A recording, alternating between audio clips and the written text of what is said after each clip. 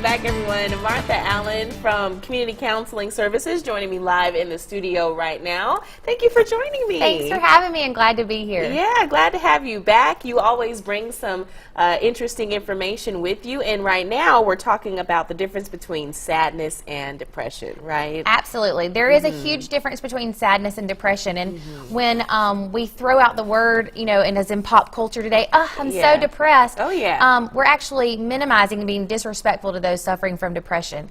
Sadness is a normal experience. It's a normal life emotion. It's something that doesn't last too long. Life is difficult, and we are going to be sad from time to time. Right. But depression is a diagnosable, treatable illness. Right. And talk about some of the symptoms of depression. I know those symptoms can even be physical, I understand. Absolutely. The symptoms of depression are different in different age groups. So if we're dealing when talking about children, children might be the physical aches and pains. They don't know how to communicate as openly as adults do, or adults should, about their internal feelings. Older adults, you know, aging is not something that we should be depressed about. You know, we're going to be wise beyond our years, hopefully. Right. But depression does set in as people realize that their motor skills are leaving them, and so we have to talk about these things. Right.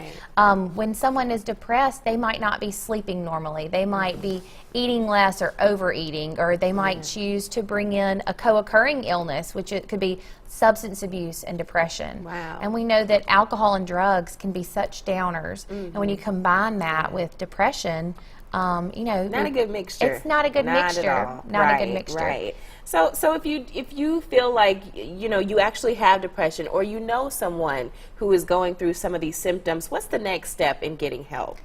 As a family member, you can always talk to them or call our office and ask how to talk to a family member about depression. Community counseling services in Pines and Katy Hills services Choctaw, Clay, Lowndes, Oktibbeha, Knoxville, Winston, and Webster for the mental health and alcohol and drug needs. So we've got a crisis hotline number and 7 offices available to you Monday through Friday. Crisis hotline is 24 hours a day, 7 days a week. And there's nothing wrong with getting help. You know, if you go see a therapist, there is nothing wrong with getting help for yourself. Do you want to just, real quick before we toss to weather, just talk about how important it is to get help if you do experience these symptoms? Absolutely, it's critical. You know, sadness is something that, you know, will fade or will go away. You know, depression is not. Depression is something that needs to be treated through talk therapy or possibly with medications.